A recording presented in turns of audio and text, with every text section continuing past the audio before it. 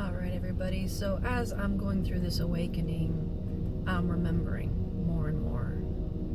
And the truth is coming out about so much. And I want to share, as I awaken, the truth that's coming out within me that I'm finding out about. And one of those things that I was sent here to do, that I now know, was to expose the truth about, the manipulation and the lies of religion and religious control.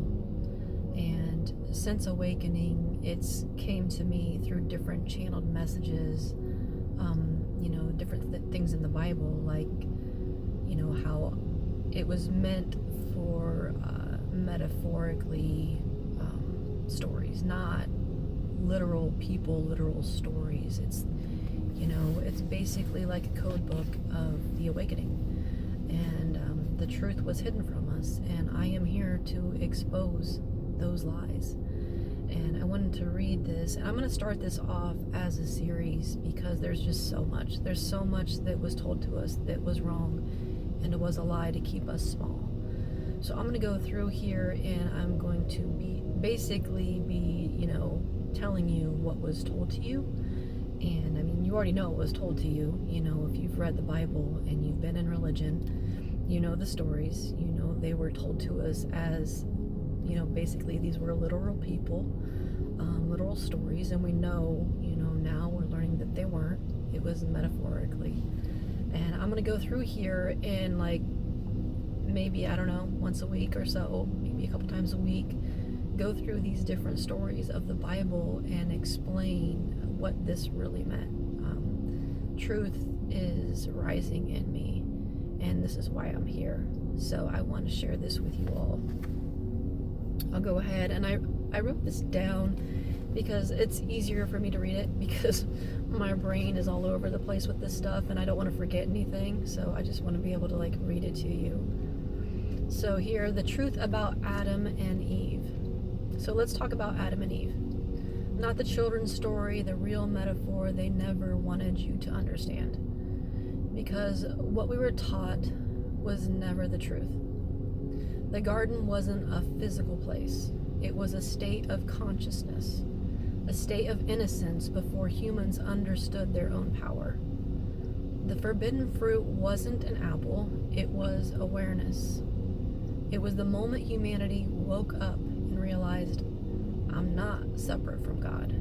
I'm connected to the divine within myself. And the serpent, not a villain, not the devil. It was represented Kundalini, wisdom, intuition, awakening, the rise of consciousness inside the human body. And I find that interesting because that's what I'm going through right now, the Kundalini awakenings. I've been experiencing that. Eve wasn't the problem. She was the awakener, the first one who questioned the system, the first one who chose truth over blind obedience. And the moment she woke up, the moment she saw through the illusion, religion blamed her. Because awake humans are uncontrollable. You can't manipulate people who know who they are, and you can't shame people who've already chosen the truth. Adam and Eve is not a story about sin. It's a story about awakening, and a system punishing them for remembering who they were. They didn't fall from grace. They fell from illusion, from the belief that God was outside of them. They stepped into awareness and out of control. And that's why the story was twisted. Not to save us, but to keep us small. This was never about an apple. It was about consciousness, power, awakening, truth. And if this hits you in the chest, if something in you remembers, you're not crazy, you're awakening. The 144,000 remember exactly what this story really meant. And I am sent here to awaken you. My voice, my frequency, you're remembering. And I know that there's a lot in the Bible that isn't true. Not in the way you were told. There's more to it. So follow along if you resonate with this. Thanks, guys.